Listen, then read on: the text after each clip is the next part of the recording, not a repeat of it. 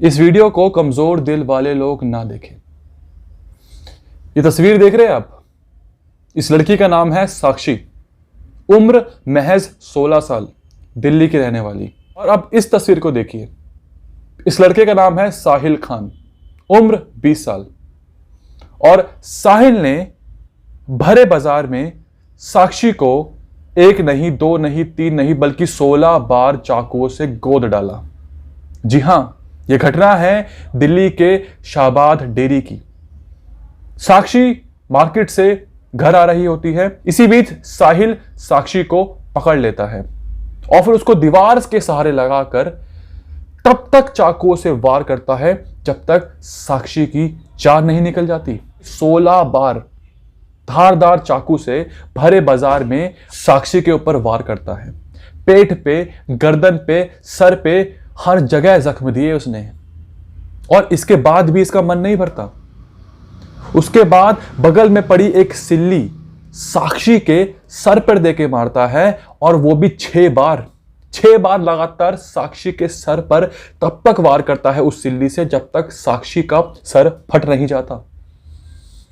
और फिर तब भी इसका मन नहीं भरता, फिर भी इसका मन नहीं बढ़ता, और फिर अपने पैर से साक्षी के सर को कुचलता है। बार बार उसके सर पर अपने पैर से वार करता है। और सबसे हैरान कर देने वाली बात तो यह है कि यह सब कुछ भरे बाजार में हो रहा होता है।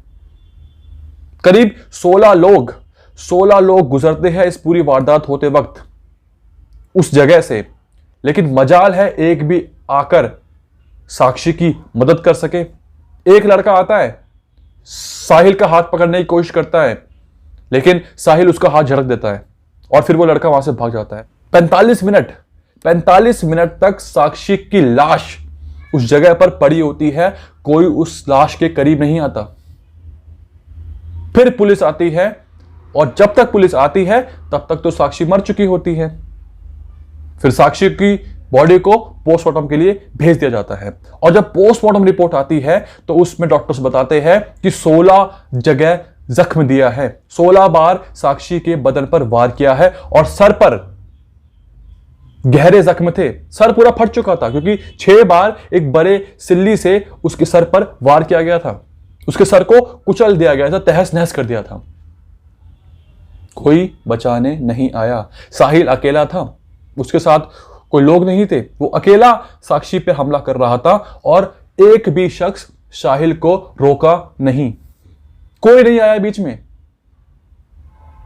लोग चिल्ला सकते थे, लोग अगर मिलकर अटैक करते तो क्या पता साक्षी की जान बच जाती, लेकिन लोग तमाशबीन बने देखते रहे। कोई नहीं आया आगे, कोई नहीं आया। यह है दिल वालों की दिल्ली, जहां भरे बाजार में एक शख्स किसी की कत्ल कर देता है, लोग तमाशा देख रहे होते हैं, ना कोई बचाता है, ना पुलिस टाइम पर आती है, कुछ नहीं होता। कानून व्यवस्था इतनी लाचार है क्या? क्या लोग सिर्फ तमाशा देखते हैं, किसी की मदद नहीं करते? साक्षी भी किसी की बहन थी, किसी की बेटी थी। जब तुम्हारी बहन बेटी के साथ ऐसा होगा तो क्या तुम बीच में आओगे कि नहीं? एक बहुत बड़ा सवाल उठता है, बहुत बड़ा सवाल उठता है। और सवाल तो यह भी उठता है कि क्या यह एंगल लव जिहाद का है? क्या दिल्ली में भी द केरला स्टोरी जैसी घटना हो रही है?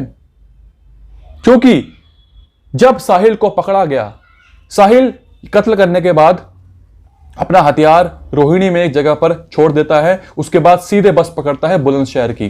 बुलंदशहर में साहिल की बुआ का घर है, वो वहां भागने की कोशिश करता है, लेकिन पुलिस उसको बुलंदशहर से गिरफ्तार कर लेती है।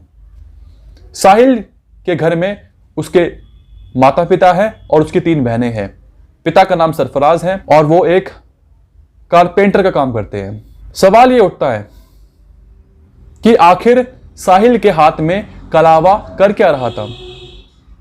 क्या साहिल अपना नाम बदलकर, अपनी पर्सनैलिटी छुपाकर लड़कियों से मिलता था?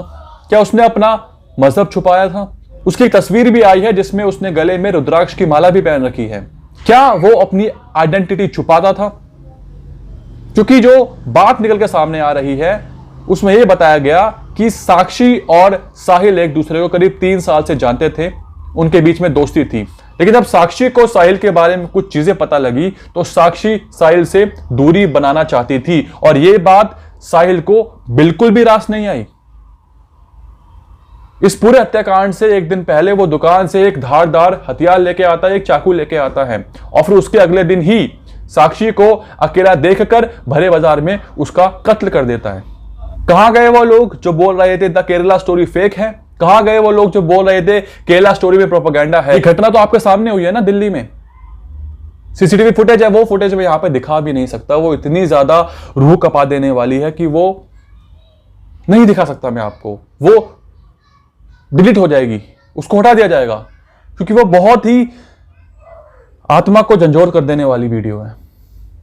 जिस तरीके से वो भरे बाजार में उसके बाल पकड़ के चाकुओं से उसे गोद रहा होता है और पेट पे, सर पे, गर्दन पे, उसके हर जगह चाकुओं से वार करता है, और उसके बाद वो सिल्ली उठाकर उसके सर पे मारता है ताकि उसका सर फट जाए उसका सर पूरा का पूरा। पैरों से उसके सर को कुचलता है। पता नहीं किस चीज का गुस्सा उसके सर पे सवार था। साक्षी की मां से जब पूछा गया तो साक्षी की मां ने बताया कि पिछले कुछ दिनों से साक्षी हमारे साथ नहीं रह रही थी। वो अपने एक फ्रेंड है जिसका नाम नीतू बताया जा रहा है, उसके घर पे रह रही थी। नीतू जिसके पति जेल में है और उसके 2 बच्चे हैं, उसके साथ वो कुछ दिनों से रह रही थी। और साक्षी की मां उसको बोलती भी थी कि बेटा साक्षी घर पे रहा करो, ये आवारागर्दी मत किया करो, लोगों से बच के रहा करो। लेकिन साक्षी अपनी मां की नहीं सुनती थी। वो बोलती थी कि मैं आपका बेटा हूं, बेटी नहीं, मुझे फ्रीडम चाहिए, मुझे आजादी दो, मुझ पे रोक टोक मत किया करो। और जब साक्षी की मां को यह पता लगा कि साक्षी का साहिल ने कत्ल कर दिया है, तो अब साक्षी की मां की सिर्फ एक ही डिमांड है कि उसे खून के बदले खून चाहिए। वो चाहती है कि जिस बर्बरता से, जिस बेरहमी से साहिल ने साक्षी का कत्ल किया है, उसी तरह साहिल को भी मौत की सजा सुनाई जाए। वो नाबालिग लड़की अब इस दुनिया में नहीं है, लेकिन ऐसी कई सारी लड़कियां हैं जिसको सीखना चाहिए, जिनको सुननी चाहिए अपने मां बाप की। साक्षी भी अपने मां बाप की नहीं सुनती थी।